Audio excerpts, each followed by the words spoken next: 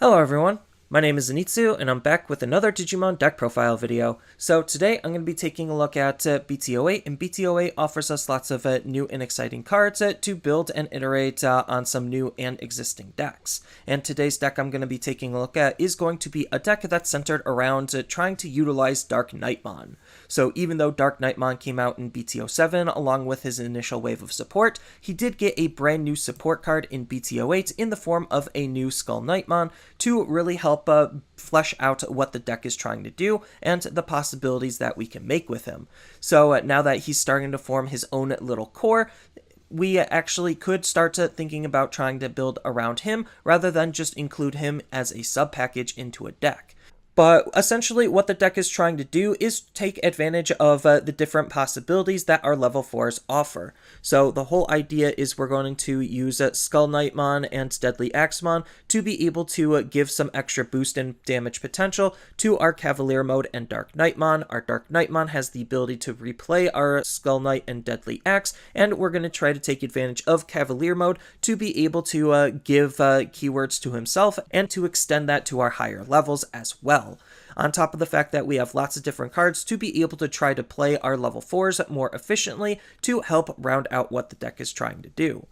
So without further ado, onto the actual profile. Starting off with the Digitama, I'm going to be running one copy of Tsumemon. So Tsumemon is a really good card to help try to boost our Digimon's DP because we are going to be trying to play a little bit into same name based synergies because we're running a couple of cards that, well, have the same name. So it only makes sense to use Tsumemon's inheritable ability of when you have another Digimon in play as the same name as this Digimon, then this Digimon gains plus 2000 DP to make them a little bit stronger than they normally would be. But the main Digitama of the deck is going to be 4 copies of Pagumon, so you don't necessarily have to run that 5th Digitama if you don't want to. It's a flex spot in the deck, but you do want to run Pagumon as the main Digitama just because Pagumon's inheritable ability is just generically good on all stages. So Pagumon's inheritable ability states that on delete, we get to reveal the top card of our deck, and if it's a black Digimon, we get to add it into our hand, otherwise it'll go to the bottom. So it's just the best Digitama that we have access to try to see some extra cards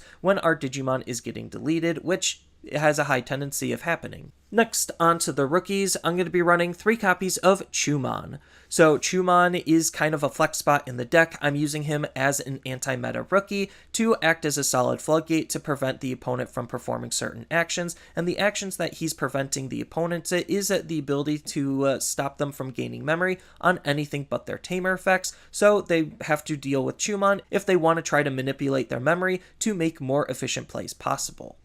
Next, I'm going to be running 4 copies of Monotamon. So Monotamon is in here just because we have another Monotamon to help synergize with this one. So this one has an on-play ability where we get a look at the top card of our deck. Doesn't really seem anything too powerful or special, but it does help us evaluate what is on the top and what type of plays that we want to be making based on that information. Then on top of that, he has a nice on-delete ability where we get to reveal the top 3 cards of our deck, and then we get to play one Monotamon from among them for free, and then the rest go to the bottom. So we not only have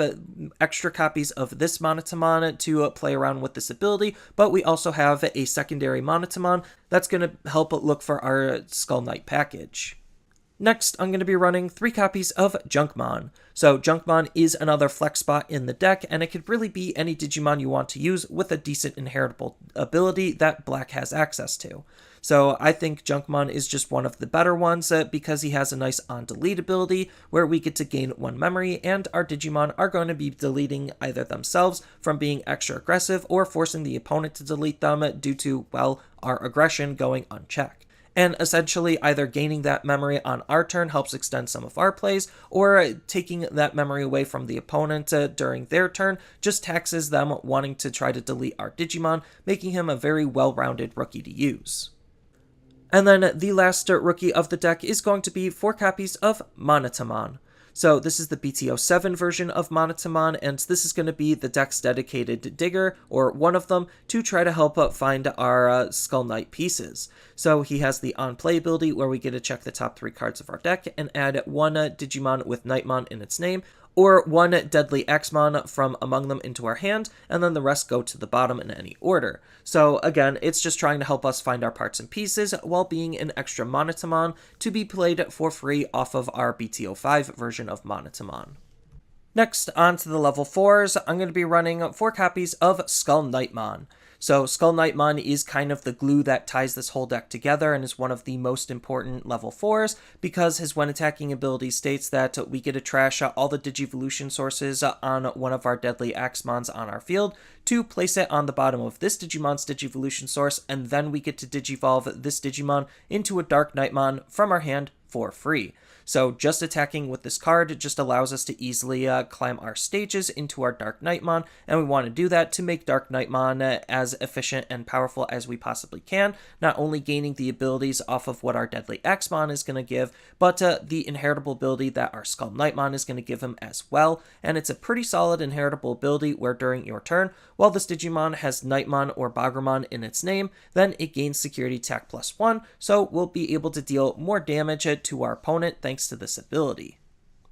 Next, I'm going to be running 4 copies of DeadlyAxemon. So DeadlyAxemon is going to be another digging tool for the deck to use because of his on-play ability, where we get to reveal the top 5 cards of our deck and add up to 2 cards with Knightmon in its name from among them into our hand, and then the rest go to the bottom. So it's just your stereotypical digger, just on a level 4 body, which is okay because we actually do want to hard play this card and get this card to be played off of our abilities to not only combo with his on-play ability, but the fact that if we're using him in combination with SkullKnightmon's ability to be able to Digivolve into a DarkKnightmon, then we're going to have to trash his inheritable sources anyway, so it's better for him not to have any to begin with. And then on top of that, the inheritable ability we want to be able to give our DarkKnightmon and our Cavalier mode is going to be the ability where during your turn, while this Digimon has Knightmon or Pagumon in its name, then it gets plus 2000 DP to make our Digimon a little bit stronger, so that way when we're swinging with our SkullKnightmon as another inheritable source,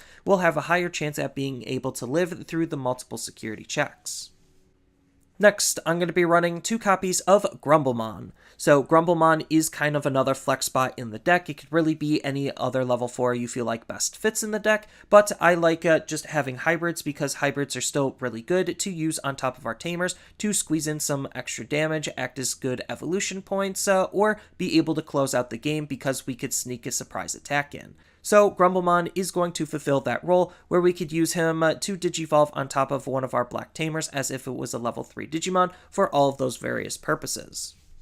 And then the last level 4 of the deck is going to be 4 copies of SkullKnightmon Cavalier mode. So Skull Knight Cavalier mode has lots of different ways that we could utilize the card. So we could Digivolve him on top of a level 3 for 3, which is a little bit expensive, but more often than not what we're actually trying to use him for is Digivolving for 1 off of a level 4. So we could combo this card with either our Skull Knight or our Deadly Axe as great level 4s to be able to give him some pretty solid inheritable abilities. Then he himself has a really good when Digivolving ability we want to try to take advantage of, not only if we want to try to make this card act very aggressive or defensive, depending on how the state of the game goes, but to extend that to our higher stages as well. Because his when Digivolving ability states that this Digimon gains the jamming ability and the blocker ability until the end of the opponent's turn. So this is just really good at just sharing keywords and gaining some extra keywords to be able to make different play lines possible.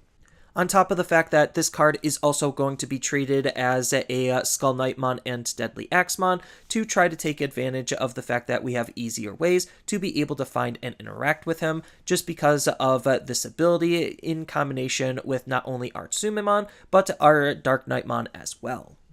And speaking of our DarkKnightmon, next onto the level 5s, I'm going to be running 4 copies of DarkKnightmon. So DarkKnightmon is what the deck is centered around and is the whole goal and focus of the deck because DarkKnightmon is just a very powerful card with 2 strong abilities. So his first ability is an on-play ability where we get to place 1 SkullKnightmon and or 1 DeadlyAxemon from our hand or trash underneath this Digimon as Digivolution sources in any order. So we could consistently give him both of those those abilities to be able to deal some extra damage with and be relatively aggressive with. Then on top of that, the reason why we want to place as many cards underneath his sources as possible, even though we could technically take SkullKnightmon Cavalier mode because it'll count as both, even though it doesn't have any inheritables, is for his secondary ability, where during all turns, when this Digimon is deleted, we get to play one SkullKnightmon and or one DeadlyAxemon from this Digimon's Digivolution source suspended for free. So it doesn't necessarily matter if we take a Cavalier mode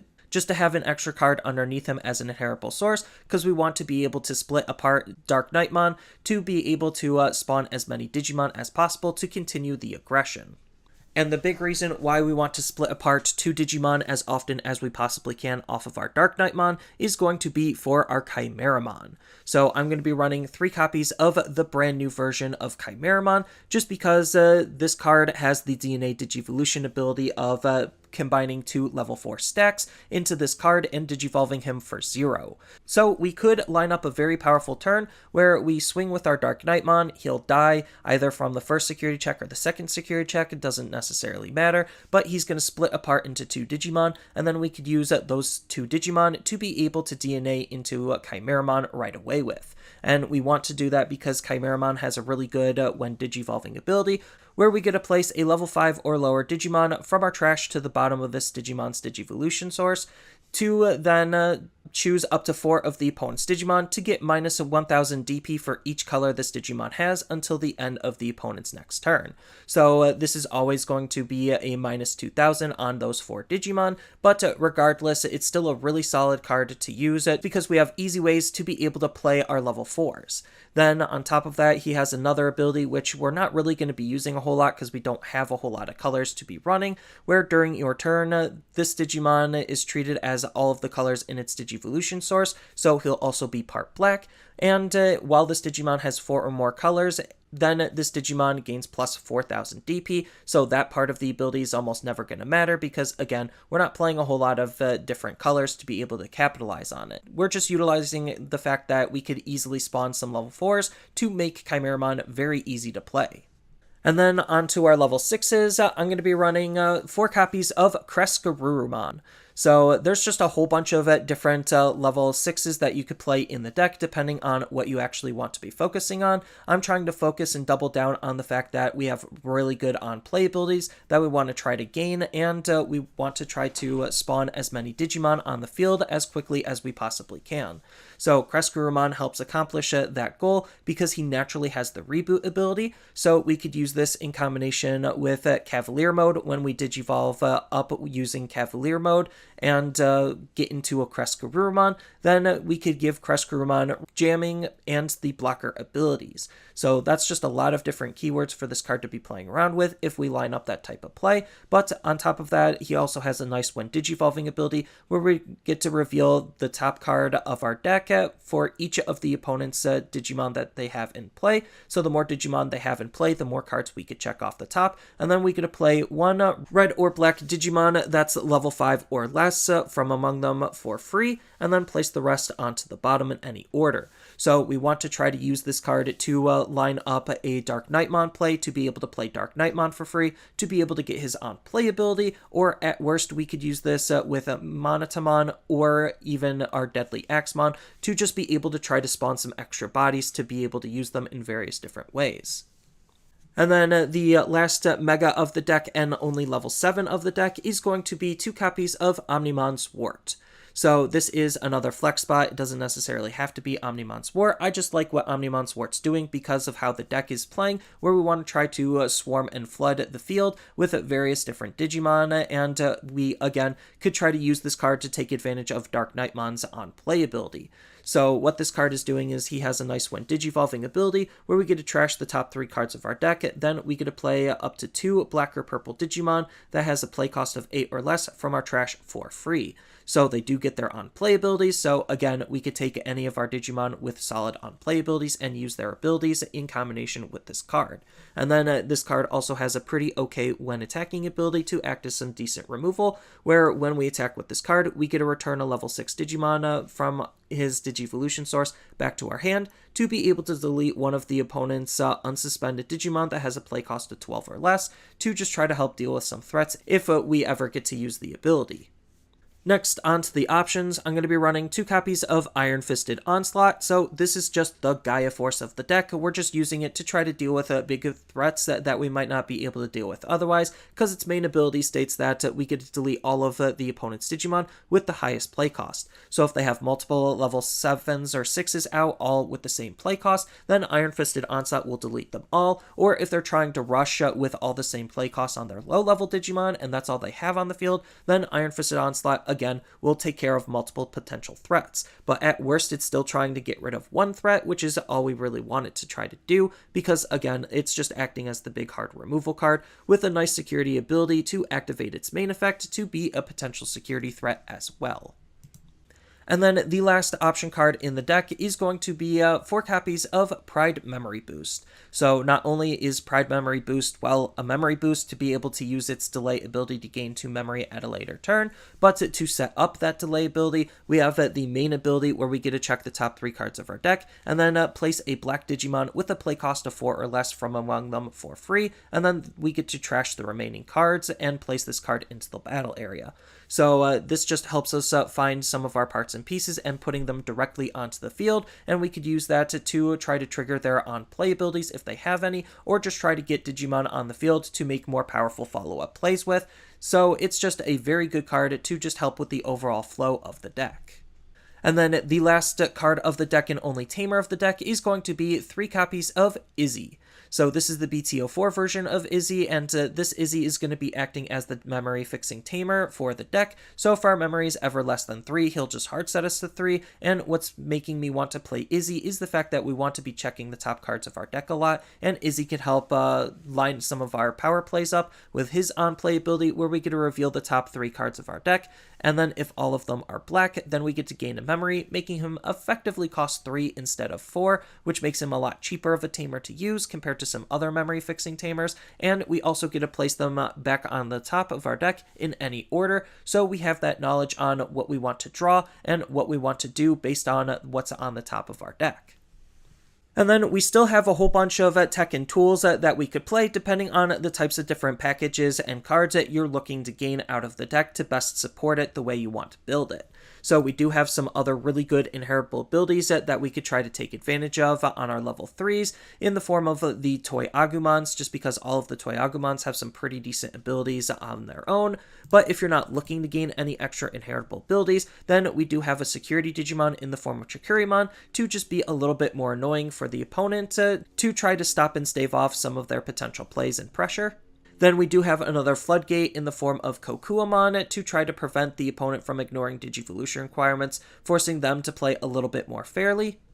And we even have some other really good level 4s to try to take advantage of Pride Memory Boost. So the 2 best ones I could think of are going to be Mechanorimon as a really good blocker, if not one of the best blockers in the game. And we also have cards like Golemon to just try to help DP boost our Digimon with his passive ability while he's just sitting on the field. Then we do have some very solid inheritable abilities on our level 4s that we could try to take advantage of depending on the synergies that we're trying to line up. So in this build, we could think about trying to take advantage of Cyclomon as a really solid inheritable ability to try to deal with the opponent's low-level Digimon. But if we are trying to lean into 2-color synergies, then we have various Metal Greymons to try to take advantage of to be relatively aggressive with and line up some various other synergies. So we do have the Classic Collection and the BT08 versions of Metal Greymon as a very good Digimon to try to be aggressive with, on top of the fact that they could line up some Dragonkin or Machine type synergy depending on the level 6s of choice. And we do have lots of very powerful level 6s and sub-packages that we could think about playing with. So we could think about it splashing in some Craniumon because we know Cavalier Mode can give himself the blocker ability. And we even have some really interesting sub-packages that we could play in tandem with the deck. So if you want to just completely scrap a lot of the Monitamon cards and just run the Commandramon low end, then we have that availability to do that as well. And we have Darkdramon as a really good top end to help refresh our deck and act as another point of aggression. Then we even have some really good, well-rounded toolboxy style level 6s in the form of Metal Garurumon to help fill up our trash because of its Digiburst ability. And the Digiburst ability not only can help control some of the opponent's Digimon, but burn their security as well. And he just natively has Reboot, so again, we could try to take advantage of Cavalier Mode to Digivolve into Cavalier Mode for one, Digivolve on top of Cavalier Mode into DarkKnightmon, and then Digivolve DarkKnightmon into Metal Garurumon to be able to pass that blocker and jamming abilities onto him. Then we even have Genkumon as just another card to try to deal some extra damage while acting as some solid removal. And if we are leaning into that Machine or Dragonkin synergy, then we do have some very solid Dragonkins in the form of Black War Greymons that we could play. So we could play the promo Black War Greymon to just use his Digiburst ability to multi-swing with the card, assuming he's going to live through those different security checks. And then we could even take advantage of the BT08 Black War Greymon if we're going to be dipping our toes into some two-color synergies. And then we even have some other really solid option cards that we could think about utilizing. So we could think about Breath of the Gods to just give Reboot to whatever Digimon we feel like we want to have give Reboot to, on top of adding some extra protections to our Digimon. And it also helps stave off some of the opponent's aggression with its security ability. Then we have cards like Ultimate Flare to try to act as some more big hard removal for various different purposes, and we even have cards like Black Memory Boost to help with the overall consistency of the deck, and as a memory boost gain some instant memory at a later turn.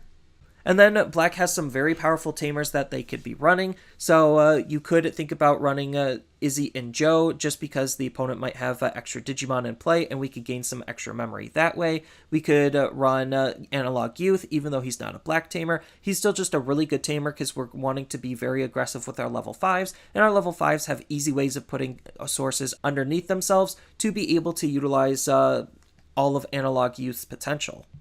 But for the most part, this is just my interpretation of a really solid core or shell for a deck focused around DarkKnightmon. So I think this is going to be a really fun and interesting deck to be playing around with just because it's doing something a little bit differently than what a lot of the other types of decks are doing because of the ways that we have to not only just be able to play our cards, but to be able to reuse some of our cards as well. On top of all of the flexibility that you have to really customize the deck and make it your own.